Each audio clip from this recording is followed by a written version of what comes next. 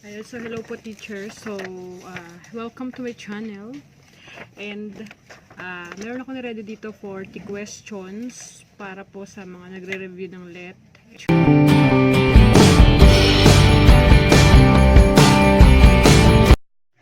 Okay, so syempre magsimula muna tayo sa mga basic, yung hindi pa masyado sa computations, mga concepts, ganun. So for number 1, it refers to the number of times the base is multiplied by itself. So for example, meron akong x raised to n, yung x natin, ito yung base. So ang hinahanap natin dito is the number of times na imumultiply si base sa sarili niya. Ang nag-indicate nun is itong n. And yung n natin dyan is the exponent. So the answer for number 1 is letter B, exponent. Next natin, for number 2, what is the formula for arithmetic sequence? So, alam naman natin ang formula for arithmetic sequence is letter D. A sub n is equal to a sub 1 plus n minus 1 times d. So, the answer is D for arithmetic sequence. Next natin, number 3. It is the set of positive integers and sometimes 0 as well. So, sabi dito, set daw ng positive integers. So, ang pagpipilian na lang natin is si natural numbers and si whole numbers. Pero kasi, when we say whole numbers, always kasama si 0. But ang question, sometimes lang. So, the answer is letter C. Next. For number 4, the blank of two sets consists of all elements that are common in both sets. So, tandaan po natin ang question dito is, or ang given is common. So, kapag ka common in both sets, ang hinahanap po natin is the intersection. Kasi si union, siya yung all elements in both sets. And then, kapag ka naman common ang hinahanap, yun yung intersection.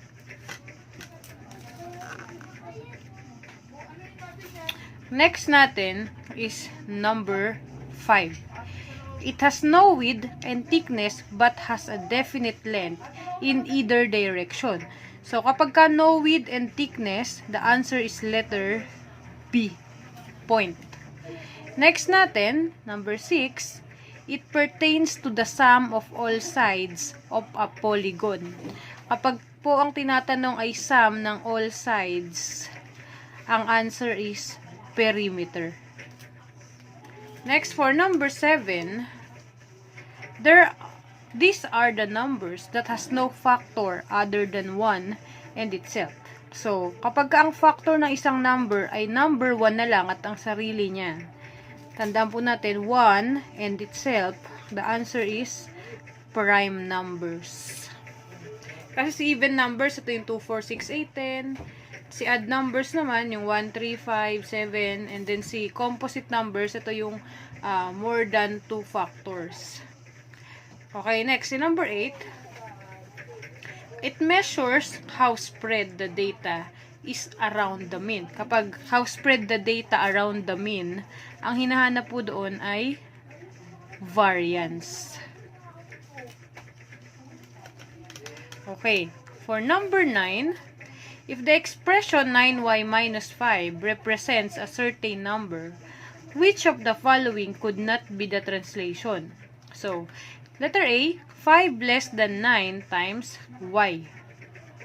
For letter B, the difference between 9y and 5. Letter C, 5 less than the sum of 9 and y.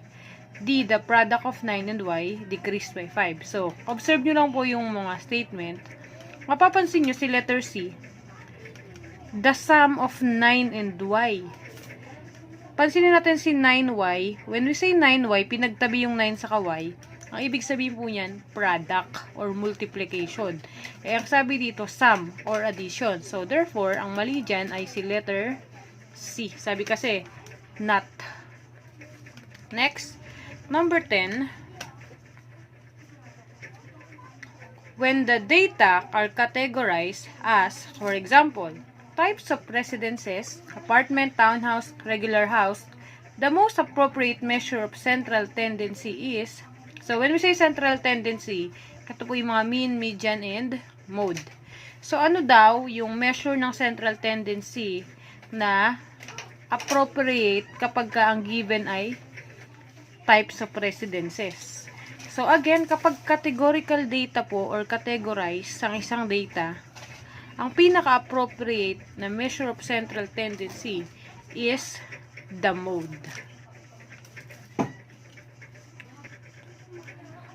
Okay, number 11. The value of y between negative 3 and positive 8 inclusive, which of the following represents y? So, sabi dito, between daw or nasa gitna yung y natin ng negative 3 at positive 8. Pero tingnan nyo, observe nyo, inclusive. When we say inclusive, kasama pa si 3 and si 8, equal. So, kung papansinin nyo sa A, B, C, and D, ang may symbol lang po na equal ay si letter B. Ayan. Y is greater than or equal to, but less than or equal to 8. So, siya lang si inclusive. So, the answer is letter B. Next, for number 12, the formula used for computing the variance is, so ano pong formula dito ng variance? Si variance po, yun yung naka-squared pa. So, dalawa na lang pagpipilian natin. So, tandaan nyo po na si variance ay laging may summation of x minus x bar squared over n. So, the answer is letter A.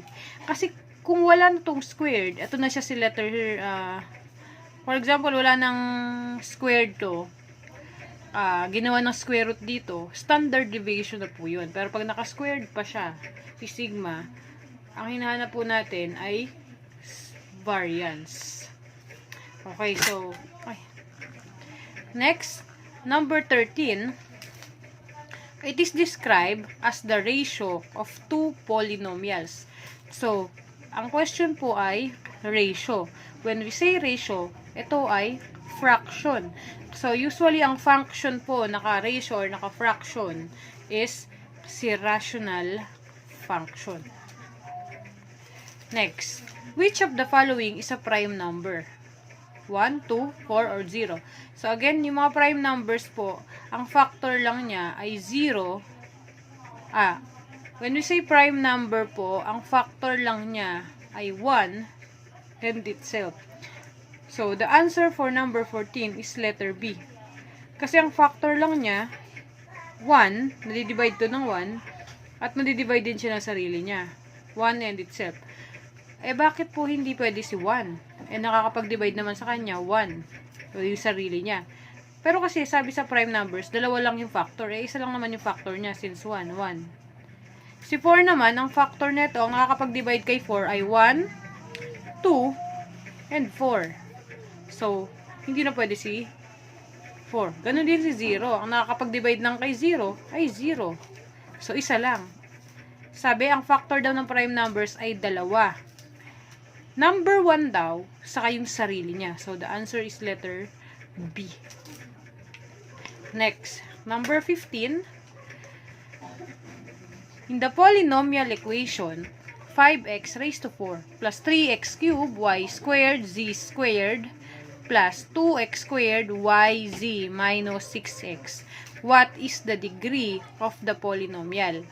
Again, kapag kayo nahanap po ay degree, ang ibig sabihin niyan is the highest exponent sa kada term. So, ilang term po meron tayo? 1, 2, 3, 4. Ang term po ay pinaghihiwalay gamit yung operation. So, tingnan natin yung ating term, ha? Okay. So, ang term natin dito is 5x raised to 4. So, since isa lang naman yung exponent mo dyan, ang highest exponent na dito is 4. Next, dito. Meron tayong tatlong exponent, 3, 2, and 2. So, pinapag-add po ang exponent, 3 plus 2 plus 2, 7. So, ang degree ng term na to ay 7. Next, 2, and then yung y sa z, may invisible yan na exponent na tag 1. Tag-isa, tag 1. Okay, so, 2 plus 1 plus 1, ang degree natin dito ay 4, or exponent.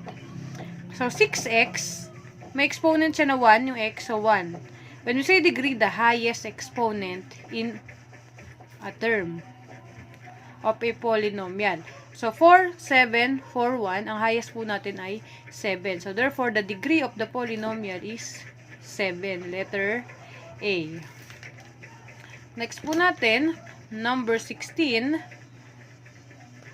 This is the formula used in computing the distance between 2 points. So, alam naman po natin ang formula ng distance ay yung ating letter C. So, the distance formula is the square root of the square of x sub 2 minus x sub 1 plus the square of y sub 2 minus y sub 1. So, letter C po tayo. Next, number 17. Which of the following is an example of mathematical sentence?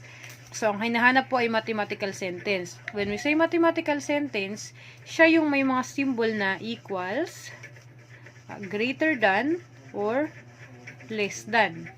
So, pansinin nyo dito, si letter B lang po ang merong ginamit na equal. Ayan, equal sign. So, therefore, si A, C, at D ay hindi mathematical sentence. Ang tawag sa kanila ay mathematical expression. So, number 18, in the expression, the cube root of 6x raised to 5, 3 is the blank. So, ano daw yung 3 dito? Anong tawag sa kanya? So, ang tawag po dyan ay index. For example, square root. Ang index ng square root ay 2. Fourth root, ang index ng fourth root ay 4. Okay, so next, number 19. What is the place value of 2 in 0.084265? So, again, sa decimal po, after ng decimal point, doon tayo mag-start. And, again, sa fractional part po ng decimal number, nag-start po tayo dito sa tenths. Wala pong ones. Hindi kagaya ng mga whole number dito sa left. So, ano daw yung place value ni 2? Etong 2 na to. So, bilangin natin. Tenths, hundredths, thousandths. So, ito ay 10,000ths. So, letter D. Okay, last number natin for part 1, number 20, the sum of all probabilities of all possible outcomes of an experiment is always equal to. So, again, ang total po, pag inad natin lahat ng probabilities, ayon sa property ng probabilities, dapat lahat ng probabilities kapag pinag-add, ang maging sagot niya ay equal kay 1. So, yun lang po, and yung mga susunod naman nating video is yung mga video naman na more on computations naman tayo ng mga given.